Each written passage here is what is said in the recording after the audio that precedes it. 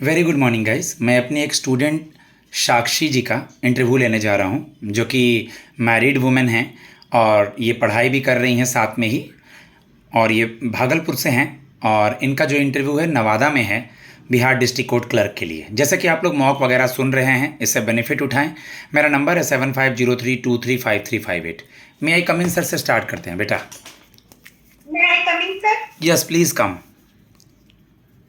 Thank you, sir. Good morning, sir. Very good morning बेटा, please बैठिए। Thank you, sir. आपके नाम से एक फेमस लड़की फेमस है, जिसको कि मेडल वगैरह भी मिल चुका है। हरियाणा से वो लड़की है। साक्षी मलिक Good. रेसलर है सर। 2016 में उनको ब्रॉन्ज मेडल मिला है। Very good. पीछे होकर के चेयर एकदम ऐसे सटा के पीछे, मतलब पीछे होके आराम से रिलैक्स होके, हाँ, कि ना आगे लीन ना पीछे lean. Very good girl. Okay, आपके नाम का क्या मतलब है बेटा? सर साक्षी का मतलब होता है सबूत, गवाह, प्रत्यक्षदर्शी। किस साल आपने अपना ग्रेजुएशन पूरा किया और किस सब्जेक्ट में? सर 2020 में, और प्रतिष्ठा का विषय है अर्थशास्त्र। ठीक है, अपना इंट्रोडक्शन दें। मेरा नाम साक्षी कुमारी है। मैं बिहार राज्य के भागलपुर जिले की रहने वाली हूँ। मैंने अपनी ग्रेजुएशन की पढ़ाई टीएनबी कॉलेज भागलपुर से की हूँ। मेरे पिताजी गांव में ही शॉप है उनकी स्टेशनरी की। मेरी माता गृहिणी है। मेरे एक भाई एक बहन और हैं। और मेरी हॉबी है सर, मैं म्यूजिक सुनती हूँ और कुकिंग करती हूँ। गुड। मुझे अच्छा लगता है। तुम मैरिड हो तो अपने हस्बैंड को भी पहले ले आओगी। और इंट्रोडक्शन में हस्बैंड का बताओ, ना इन लॉज का बताओ ना मम्मी पापा का बताओ, हस्बैंड का बताओ। और अगर मम्मी पापा का बता भी रही है तो हस्बैंड का साथ में बताओ। हस्बैंड क्या करते हैं? ट्यूशन पढ़ाते हैं, होम ट्यूशन पढ़ाते हैं 8 to 10 क्लास वाले को। आपका जिला किसी चीज़ के लिए फेमस है? खाने पीने, किसी भी इम्पोर्टेंट चीज़ के लिए, कुछ देखने घूमने? वहाँ पे खाने के लिए भी फेमस है। जर्दालू आम को जीआई टैग मिला है 2018 में, और 2016 को जीआई टैग मिला है तसर रेशम को। तसर रेशम वहाँ की फेमस है। वहाँ की साड़ियाँ, उसके कुर्ते वगैरह भी बनते हैं। और हाल में ही कोकुन बैंक की स्थापना हुई है भागलपुर में, Good. रेशम कीट पालन के लिए। आपने जिस कॉलेज का नाम लिया कि आपने अपना इकोनॉमिक्स उस कॉलेज से पूरा किया है, इस कॉलेज के बारे में कुछ बताना चाहेंगी? जी सर, टीएनबी कॉलेज तेज नारायण बनेली इसका फुल फॉर्म है। और इसकी स्थापना ब्रिटिश मतलब अंग्रेजों के काल में ही हुई थी। ये आपने फरवरी ये आपने 1883 को। नाम लिया, कोई ये किसी का नाम लिया तेज नारायण, इनके बारे में पढ़ा है? ये राजा थे सर। इनके बारे में थोड़ा डिटेल से देख लीजिएगा, क्योंकि कॉलेज का नाम जो हम पैनल के सामने बोल रहे हैं उसमें से वो कुछ पूछ रहे हैं। ठीक है बेटा? और ये सर टीएनबी कॉलेज बिहार की पटना के बाद दूसरे स्थान पर उच्च शिक्षा का महाविद्यालय है। ठीक है। आपकी शादी कब हुई? सर 2024 में 12 दिसंबर। अच्छा, 24 में ही शादी हुई है। तो ग्रेजुएशन से लेकर के अब तक आपने इस इंटरव्यू के पहले क्या किया बेटा? इसमें तुम एक्सप्लेन करो, जो भी तुम इंटरव्यू एग्ज़ाम दी हो, पहला स्टेज या दूसरे स्टेज तक पहुंची हो, मतलब अपना पढ़ाई और कोविड वगैरह को भी, कि कुछ समय वैकेंसी ना आई। तो इसमें हम अपने एक्सप्लेनेशन में जो सच्चाई है वही बोलते हैं बेटा। बाकी रिकॉर्ड भी हो रहा है यहाँ, तुम सुनोगी फिर कि तुमको और क्या अच्छा करना है। जी सर, मेरी ग्रेजुएशन 2020 में कंप्लीट हुई, जिसके बाद कोविड आ गई। लेकिन मैंने उसी साल पीजी में एडमिशन ले लिया था। 2020 से 22 सेशन था, परंतु कोविड की वजह से 20 में एग्जाम नहीं हुआ, 21 में भी नहीं हुआ, 21 के लास्ट में एग्जाम हुआ है। 2023 में मेरी पीजी की डिग्री तिलका मांझी भागलपुर विश्वविद्यालय से कंप्लीट हुई है। और उसके बाद उसी वर्ष मैंने बीएड के लिए ट्राई किया था, पर मेरा पीजी का एग्जाम चल रहा था तो मैं बीएड की परीक्षा दे नहीं पाई। तो 24 में मैंने बीएड की परीक्षा दी और अभी मैं बीएड कर रही हूँ। ठीक है, हम डिस्कस कर लेंगे बीएड के बारे में, क्योंकि हो सके तुम बीएड बोलोगी तो वो जरूर पूछेंगे कि कल को आप टीचर बन जाएंगी या बीएड का पेपर क्लियर कर लेंगी, तब तो ये एग्ज़ाम छोड़ के चल जाएंगी। और बीएड का इससे कोई रिलेशन नहीं है। तो मैं तो कहूँगा, इस मॉक के बाद भी बता दूंगा, अभी तुम सुन भी रही हो, इसको हाइड कर देंगे हम लोग, अपना ग्रेजुएशन और एमए ही बताएंगे। क्योंकि इस एक सेकंड बेटा, फीडबैक में ये बात कर लेंगे, अभी इंटरव्यू ही लेते हैं मैं तुम्हारा। तुमको जो कुछ बोलना होगा हमको बोल लेना, उसमें जो काटना होगा हम काट देंगे, क्योंकि ये डिस्ट्रिक्ट कोर्ट क्लर्क में बीएड का तो कोई काम नहीं ना है। नहीं सर। ठीक है, बट खाली नहीं बैठी थी, इसलिए मैंने सोचा मैं नहीं, तुमने कर लिया बहुत, तुमने कर लिया, बहुत अच्छा किया, हम बता देंगे तुमको अभी फीडबैक में, लेकिन इसका यहाँ काम नहीं है, ये हमारा साइड इफेक्ट पड़ जाएगा, इसके लिए फ़ायदा नहीं होगा इससे। जी सर। और मैंने 2022 में सीआईएसएफ का भी एग्जाम क्लियर किया था, जिसमें मेरे फिजिकल मेडिकल सब निकल गया था। फाइनल मेरिट में मैं 1 नंबर से रह गई। ठीक है, मैंने रेलवे का आपके एग्जाम दिया सब्जेक्ट पे था। आता हूँ मैं। हस्बैंड पे आने के बाद आपको हस्बैंड से क्या सीखने को मिला है, और वो किसी कोचिंग में पढ़ाते हैं या होम ट्यूशन है उनका? होम ट्यूशन है सर, उनका होम ट्यूशन है, और कभी कभी मैं भी गाइड कर देती हूँ। तो होम ट्यूशन से आप लोगों का जो भी मतलब हो सके, पैनल परसों एक लड़की से पूछा भी, होम ट्यूशन से खर्चा वगैरह चल जाता है घर का, इन लॉज का, सबका? जी सर, निकल जाता है। कितने बच्चे पढ़ाते हैं वो? सर 8, 9, 10 तीनों को अलग अलग बैच देते हैं। तो वर्तमान में अभी सर मतलब 8 में 25 से 30 स्टूडेंट है। सबसे ठीक ज्यादा है, 10th के ठीक है, student हैं। ठीक है। टोटल पूछे तो उनको बता देना, किस क्लास को पढ़ाते हैं वो भी बता देना। Very good. ओके, आप इकोनॉमिक्स की स्टूडेंट हैं। अभी चीफ इकोनॉमिक एडवाइजर कौन है भारत का? श्री वी अनंत नागेश्वरम। भारत की जीडीपी विश्व के जीडीपी से कितने नंबर पर है? सर भारत की जीडीपी विश्व से की जीडीपी के 5वें नंबर पर है। 5वें या चौथे पर आ गया जापान को पास करके? नहीं सर, पता नहीं, मैंने करंट अफेयर्स हाल में देखा था 5वें नंबर ठीक पर। है, चेक कीजिएगा। बिहार स्टेट में कहाँ है? बिहार स्टेट में सर 12वें नंबर पर है, और जीडीपी पे 14वें नंबर पर है, 14th। ओके। ओलिगोपॉली क्या होता है? ओलिगोपॉली इकोनॉमिक्स में था ना, देख लीजिएगा। सर, ओलिगोपॉली देख लीजिएगा। मोनोपॉली क्या है? सर जब बाजार में किसी व्यक्ति को किसी फर्म या समूह के वस्तुओं तथा सेवाओं का वह सिंगल विक्रेता हो, जिसमें बाजार पर उसका पूर्ण नियंत्रण हो।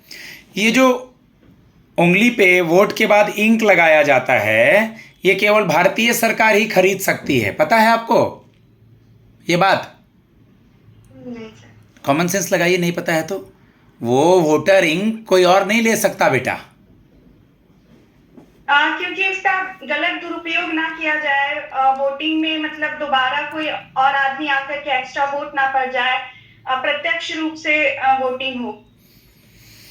ठीक है, आप मुझे बता दीजिए, कर्व पढ़े हैं इकोनॉमिक्स में? Curve? Yes sir, Phillip curve पढ़े हैं, लॉरेंज कर्व पढ़े हैं। दोनों के बारे में एक एक लाइन में डेफिनेशन बता दीजिए, फिलिप कर्व और Lorentz curve. Sir Lorentz curve को एम एम मैक्स ओ लॉरेंज ने डिफाइन किया था। इसका मतलब होता है आय या धन का वितरण। जिस तरफ हम 2 स्लैब बनाते हैं, नीचे हम जो आय खर्च कर रहे हैं उसके बारे में बताते हैं, और ऊपर के स्लैब में टोटल आय को, इनकम को व्यक्त करते हैं। और फिलिप कर्व सर इन्फ्लेशन और अनएम्प्लॉयमेंट को दर्शाता है, जिसमें वाई एक्सिस पर इन्फ्लेशन है तथा एक्सिस पर अनएम्प्लॉयमेंट। अगर कोई हमें कर्व बना रहे हैं, ड्रॉ कर रहे हैं, आप कोशिश कीजिएगा पहचानने का। अगर मैंने एक ऐसा एल शेप कर्व बनाया और एक बीच से यहाँ से एक ऐसे स्टेज 1, स्टेज 2, स्टेज 3 ऐसे करके ग्राफ ऊपर ले गया, तो ये क्या कर्व है, याद है? सर ये हमारी बढ़ती हुई विकसित दर को दिखा रहा है कि मतलब ग्रोथ कर रहा है। इंडिया एक डेवलप की ओर जा रहा है। इंडिया को कौन सी इकोनॉमी कहते हैं Sakshi? Mixed economy. Good. Mixed economy का मतलब जहां पर प्राइवेट पब्लिक दोनों मिलकर काम कर रहे जहाँ हैं। पर पूंजीवादी तथा समाजवादी दोनों का मिश्रण हो। Liberalisation, privatisation and globalisation. LPG model 1991 में आया था, इसके बारे में कुछ आइडिया? 1991 से पहले हमारी इकोनॉमी समाजवादी इकोनॉमी थी, परंतु 1990 में भारत को बहुत आर्थिक तंगी का सामना करना पड़ा। तो यहाँ के उस समय पीएम थे श्री पीवी नरसिम्हा राव। उन्होंने विश्व बैंक से मदद मांगी, तो उन्होंने सुझाव दिया आप अपने यहाँ कुछ नया परिवर्तन लाइए, जिस वजह से हम आपकी कुछ मदद कर पाए। तब उन्होंने निजीकरण, उदारीकरण तथा वैश्वीकरण की नीति अपनाई। उस समय हमारे वित्त मंत्री थे डॉक्टर श्री मनमोहन सिंह। जीवीए क्या होता है? Gross value added. सर जिसमें जीडीपी और जीएनपी आपको पता होगा, इसलिए मैंने जीडीपी जीएनपी नहीं पूछा। आपने सुना होगा ना, जीवीए न्यूज़ में था कुछ साल पहले, कुछ समय पहले, ये देख लीजिएगा।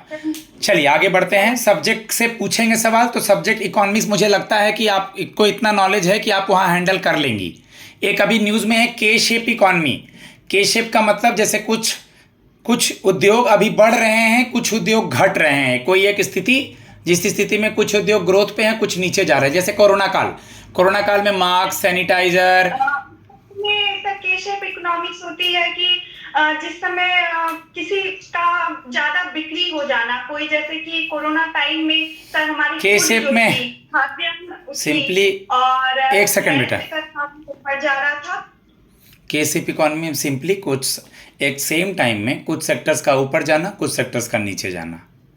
ओके, सब्सिडी पेपर वगैरह था क्या? कुछ पॉलिटी, हिस्ट्री और हिस्ट्री सर। हाँ, तो पॉलिटी और हिस्ट्री से कुछ पूछ ले रहे हैं, फिर कुछ सिचुएशनल क्वेश्चन। ओके, आप मुझे ये बता दीजिए कि हाई कोर्ट और सुप्रीम कोर्ट किस आर्टिकल में आता है? Sir supreme court article 124 to 147 में आता है और हाई कोर्ट आता है 214 से 231। राष्ट्रपति और उपराष्ट्रपति की नियुक्ति कैसे होती है? एकल संक्रमणीय मत प्रणाली के द्वारा। कौन वोट करता है राष्ट्रपति और उपराष्ट्रपति में? सर राष्ट्रपति को एमपी तथा एमएलए वोट देते हैं तथा उपराष्ट्रपति को सिर्फ एमपी वोट देते हैं।